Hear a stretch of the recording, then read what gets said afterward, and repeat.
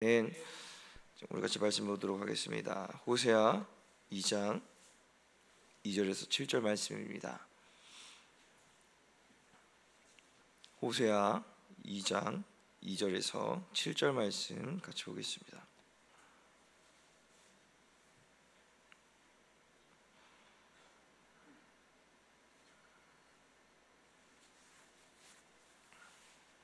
호세아 2장 2절에서 7절 말씀 우리 한 목소리로 합독하도록 하겠습니다. 같이 읽겠습니다. 시작. 너희 어머니와 논쟁하고 논쟁하라. 그는 내 아내가 아니요 나는 그의 남편이 아니라. 그가 그의 얼굴에서 음란을 제하게 하고 그 유방 사이에서 음행을 제하게 해라. 그렇지 아니하면 내가 그를 벌거벗겨서 그 나던 날과 같게 할 것이요 그로 광야같이 되게 하며 마른 땅같이 되게 하여 목말라 죽게 할 것이며 내가 그의 자녀를 긍휼히 여기지 아니하리니 이는 그들이 음란한 자식들임이니라. 그들의 어머니는 음행하였고 그들은 임신했던 자는 부끄러운 일을 행하였나니 이는 그가 이르기를 나는 나를 사랑하는 자들을 따르리니 그들이 내 떡과 내 물과 내 양털과 내 삶과 내 기름과 내 술들을 내게 준다 하였음이라. 그러므로 내가 가시로 그 길을 막으며 담을 쌓아 그로 그 길을 찾지 못하게 하리니 그가 그 사랑하는 자를 따라갈지라도 미치지 못하며 그들을 찾을지라도 만나지 못할 것이라. 그제야 그가 이르기를 내가 본 남편에게로 돌아가리니 그때의 내 형편이 지금보다 나았음이라 하리라. 아멘. 오늘은 호세아 2장 2절에서 7절 말씀으로 아직도 깨닫지 못하느냐라는 제목을 함께 말씀 나누도록 하겠습니다. 오늘 본 호세아 2장은 호세아 1장과 성격이 비슷합니다. 하나님을 따르며 섬기지 않고 우상을 숭배하며 타락한 북이스라엘 백성을 향해 징벌하시는 말씀이 기록이 되어 있습니다. 3절부터 13절까지의 말씀이 이에 해당됩니다. 그 이후에 북이스라엘 백성들을 징벌하시는 것으로 마무리되는 것이 아니라 하나님의 사랑으로 그들을 다시 회복시키고 그리고 구원을 약속하십니다. 그것이 2장 14절부터 23절까지 기록되어 있는 말씀입니다. 그러므로 오늘 본문 말씀 2절에서 7절까지의 말씀은 하나님께서 이스라엘 백성을 징벌하시는 모습을 그린 부분입니다. 특별히 어머니라는 표현은 북이스라엘을 지칭하는 말임을 염두하면서 오늘의 본문을 이해하면 좋겠습니다. 우리 2절 말씀 같이 한번 다시 읽어보도록 하겠습니다. 오늘 본문 2절 말씀입니다. 같이 읽겠습니다. 시작. 너희 어머니와 논쟁하라 논쟁하라. 그는 내 아내가 아니요 나는 그의 남편이 아니라. 그가 그의 얼굴에서 음란을 제하게 하고 그 유방 사이에서 음행을 제하게 하라. 아멘.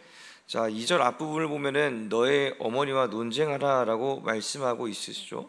이것을 잘 해석하면 어머니라고 지칭되는 자는 자녀가 있으며 또한 남편이 있다는 것입니다. 그러나 그 이후의 말씀을 보면은 그는 내 아내가 아니요 나는 그의 남편이 아니라 라고 말씀하고 있으시죠. 이들이 한 가족이었지만 더는 한 가족이 아니게 된 것입니다. 관계가 완전하게 단절되었음을 2절은 말하고 있는 것이죠. 말씀드렸다시피 어머니는 북이스라엘을 상징하는 말이라고 했죠. 그렇다면 여기서 자녀된 자들은 북이스라엘 백성, 개개인을 이야기하는 것입니다.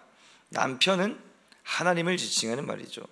그러므로 2절의 말씀을 다시금 보자면 북이스라엘 백성들이 하나님과 단절된 이유는 하나님께서 북이스라엘과의 관계를 일방적으로 끊으셨기 때문임을 알 수가 있습니다. 왜 이런 일이 벌어졌습니까? 2절 마지막에서 말씀하신 바를 통해서 우리가 알 수 있죠. 2절 마지막에는 음행을 제하게 하라, 음행을 없애라 라고 말씀하시는 것을 볼 수가 있습니다. 이를 통해서 북이스라엘 백성들의 지금 현재 상황이 심히 음행을 베푸며 그들의 삶에 음란이 가득했다는 것을 우리는 알 수가 있습니다. 우상, 특히 바알을 숭배하며 영적으로 하나님을 버리고 다른 신들을 섬겼던 것이죠. 그들의 영이 변질되니 육적인 삶 또한 바알의 정신을 따라 음란하게 바뀌어 버렸습니다. 그러므로 하나님께서 이들과의 관계를 끊으시고 더 이상 신경 쓰지 않겠다고 말씀하시는 것입니다. 그럼에도 불구하고 하나님께서 음란을 제하게 하며 음행을 제하게 하라라고 2절에서 말씀하고 있으시죠. 여러분, 이것이 무슨 뜻입니까? 하나님께서 그들의 정신과 그들의 삶을 보고 이들을 징벌하려고 하시나 그 상황 속에서도 그들이 생각을 바꾸길 원하셨던 것입니다. 다시 말해서 그들의 타락한 삶을 다시 한 번 더 돌아보면서 그것이 결과적으로 하나님의 뜻과는 전혀 다른 길로 가고 있음을 고민하면서 다시금 하나님께 회개할 수 있는 기회를 하나님께서는 지금 이들에게 주고 있으신 것입니다. 하나님의 마음은 그들을 징벌하며 벌을 받게 하는 것이 목표가 아니라 그들 자신이 삶을 돌이켜 생각하고 다시금 하나님께 돌아올 수 있는 길을 여시는 것이 하나님의 목적이었습니다. 그렇다면 우리는 이 2절의 말씀을 다른 각도로 바라볼 수 있어야 합니다. 정말로 하나님께서 관계를 정리하고 모든 것을 신경 쓰지 않으시기로 작정하셨더라면 하나님께서는 음란을 없애며 음행을 제거할 기회를 허락하지 않으셨을 것입니다. 2절에서 하나님은 북이스라엘과의 관계에 완전한 단절을 선포하신 듯 보이지만 실제로는 북이스라엘을 아직 아내로 생각하고 있으신 것입니다. 북이스라엘 한 명 한 명의 백성들을 아직 자녀로 생각하고 있으신 것이죠. 여러분, 하나님은 돌이킬 수 있는 기회를 충분히 주십니다. 왜 그렇습니까? 하나님께서 정말로 원하시는 것은 징벌이 아니라 사랑이기 때문입니다. 하나님께서 사랑하는 하나님의 자녀들이 세상 가운데에서 하나님을 잊고 자신의 뜻대로 허랑방탕하게 살아가는 것을 하나님께서는 안타까워하십니다. 그리고 화를 내며 꾸짖으시죠. 사람이라는 존재가 왜 창조되었는지 하는 그 본질이 없어진 상태이기 때문입니다. 그러므로 여러분, 저와 여러분은 하나님께서 그 기회를 주실 때 그 기회를 놓치지 않기를 축복합니다. 기회를 놓치지 않으려면 여러분, 기회가 왔음을 알아야 합니다. 그러나 하나님과 완전히 단절되었더라면 자신에게 기회가 주어졌다는 것 자체를 알지 못하게 됩니다. 하나님의 은혜 안에 거하는 자들이 기회를 붙잡고 회개하는 것입니다. 온전한 회개가 이루어졌을 때 하나님께서 관계를 회복시키시며 그리고 징벌을 물으시며 그 가운데 구원을 허락하실 줄 믿습니다. 그러나 타락하고 영적으로 무너진 상태에서 이러한 회개의 움직임, 돌이키려는 움직임이 없다면 하나님께서는 3절과도 같이 행하신다고 말씀하십니다. 우리 3절 말씀 같이 읽어보도록 하겠습니다. 오늘 본문 3절 말씀입니다. 같이 읽겠습니다. 시작. 그렇지 아니하면 내가 그를 벌거벗겨서 그 나던 날과 같게 할 것이요 그로 광야같이 되게 하며 마른 땅같이 되게 하여 목말라 죽게 할 것이며. 아멘. 3절을 보면은 그를 벌거벗겨서 그 나던 날과 같게 할 것이다 라고 말씀하십니다. 여러분 아시다시피 옷은 그 사람이 어떠한 사람인지를 상징하는 것입니다. 열왕기하 2장을 보면 엘리야의 승천하는 기록이 여기 기록이 되어 있습니다. 엘리야와 엘리사를 가로지르는 이 불수레와 불말들이 등장하며 엘리야는 회오리 바람을 타고 하늘로 올라갔습니다. 엘리야가 있던 자리에는 그의 겉옷만이 남아 있었죠. 엘리사가 그 겉옷을 가져왔습니다. 엘리야가 자신의 겉옷을 말아서 강을 쳤을 때 그 강들이 갈라지고 맨 땅이 드러나듯이 엘리사가 엘리야의 겉옷을 말아서 강을 치니 이와 같은 역사가 일어났습니다. 이때 엘리야의 성령의 역사가 엘리사 위에 머물렀기 때문이죠. 다시 본문으로 돌아와서 벌거벗겼다는 것은 하나님께서 이 북이스라엘 백성들을 하나님의 자녀로 여기며 하나님의 은총을 부으셨던 것을 없애신다는 것입니다.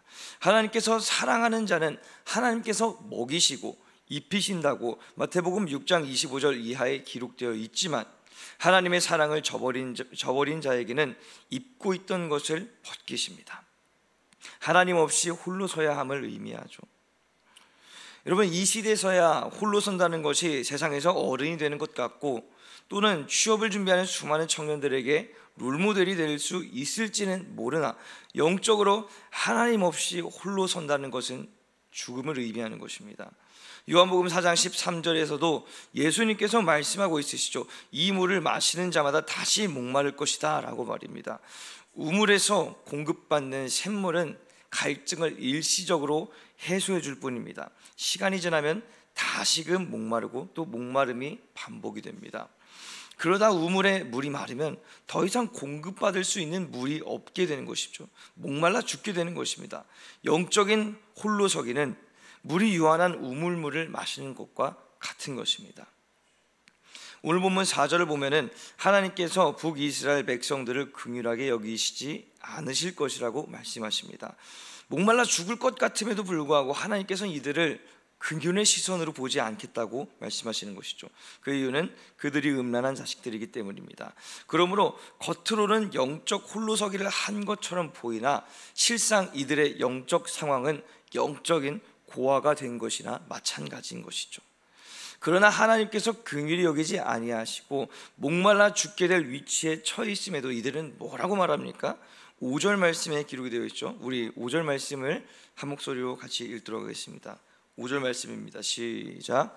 그들의 어머니는 음행하였고 그들은 임신했던 자는 부끄러운 일을 행하였나니 이는 그가 이르기를 나는 나를 사랑하는 자들을 따르리니 그들이 내 떡과 내 물과 내 양털과 내 삶과 내 기름과 내 술들을 내게 준다 하였음이라. 아멘. 그럼에도 그들이 말하죠. 나는 나를 사랑하는 자들을 따르겠다라고 말입니다. 하나님의 긍휼이 없는 상태에서 그들이 죽음 앞에 지금 선 상태에서도 그들은 나는 나를 사랑하는 자들을 따르겠다라고 말하고 있습니다. 여러분, 여기서 나를 사랑하는 자가 무엇을 뜻합니까? 바로 이방신, 우상들을 말하는 것입니다. 하나님이 나를 어떻게 생각하시든 나에 대해서 어떻게 행동하시든 상관없이 나는 나를 좋아해주고 사랑해주는 자와 함께하겠다, 나는 저 우상들과 함께하겠다, 나는 저 이방신들과 함께하겠다라고 이들은 말하고 있는 것입니다.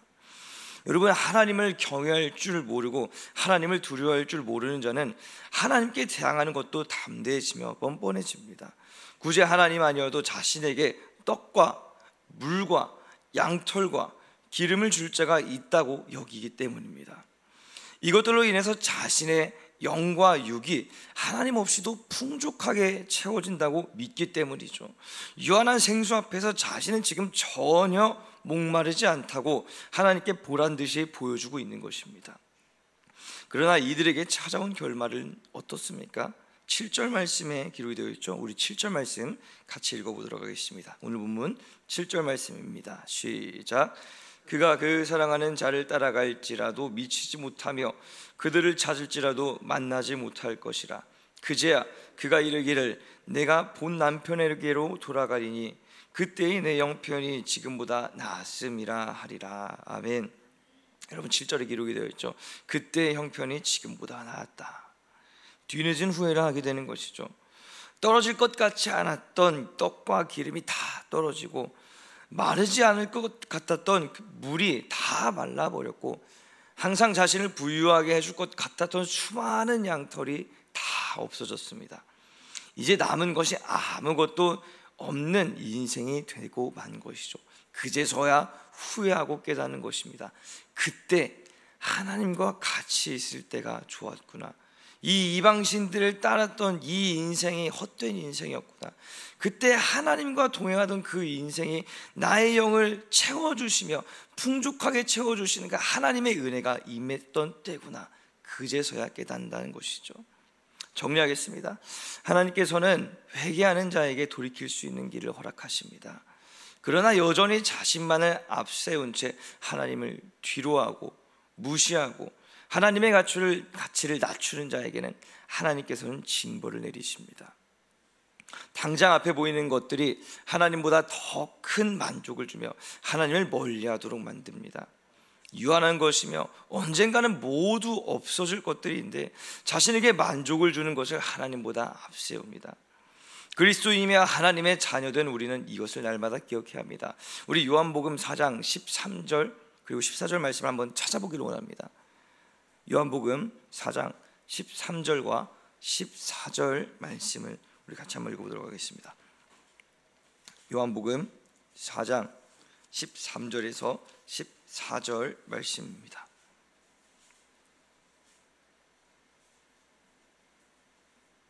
자, 요한복음 4장 13절에서 14절 말씀 한 목소리로 읽도록 하겠습니다. 시작.